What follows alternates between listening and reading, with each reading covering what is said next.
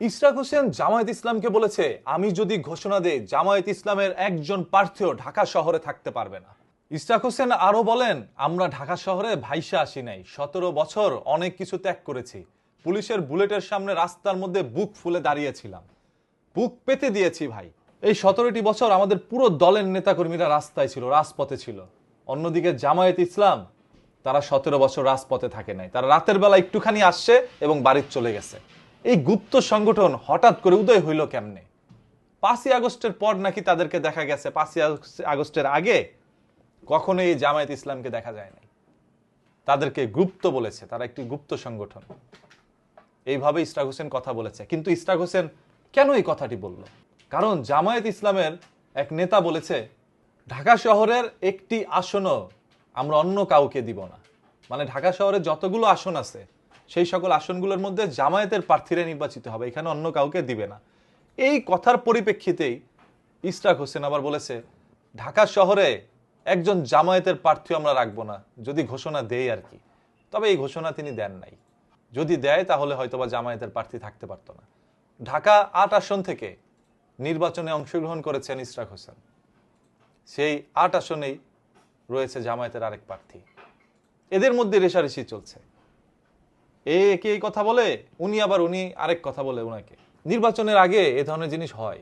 নির্বাচনের কমিশনারও এই ধরনের কথাটা একবার বলছিল, যখন শহীদ ওসমান হাদির জীবন যায় তখন এটা নিয়ে প্রশ্ন করে তিনি বলেছিলেন, নির্বাচনের আগে এরকম 2-4টা যায়, এরকম হয়, এটি কোনো ব্যাপার না। আপনারা কি ভুলছেন সেই কথা? ভুলা গেলে চলবে না। তো ইশরাক হোসেন রাজপথে যে ছিলেন এটা তো সত্য, এটা মিথ্যা না। তিনি তার কর্মীদের জন্য যা করেছেন এগুলোর ভিডিও প্রমাণ পর্যন্ত এখন পর্যন্ত আছে।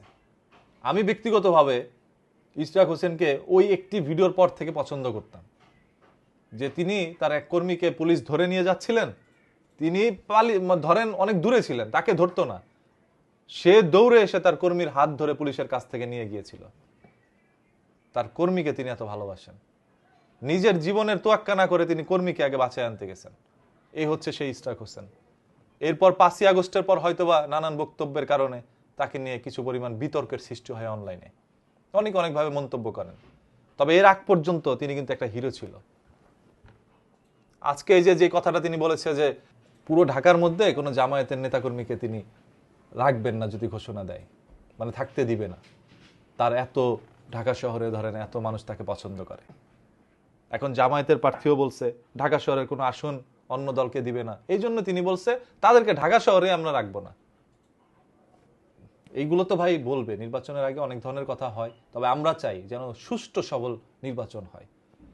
আপনার কাউকে নিয়ে কিছু বলার দরকার নেই, তারও আরেকজনকে নিয়ে কিছু বলার দরকার নেই। জনগণের জন্য কি করবেন সেটা বলেন, জনগণ সেটা শোনার জন্য অপেক্ষায় আছে। এবারে নির্বাচন হাড্ডাহাড্ডি লড়াই হবে। এই যে দেখলেন না যাদেরকে গুপ্ত সংগঠন বলছে, এদের কিন্তু ব্যাপক পরিমাণ এখন মানুষের মনের মধ্যে জায়গা করে নিয়েছে এরা। সেইভাবে বিএনপি কোনো দিক দিয়ে পিছিয়েও নাই। দেখা যাক নির্বাচনের দিন কার জয় হয়।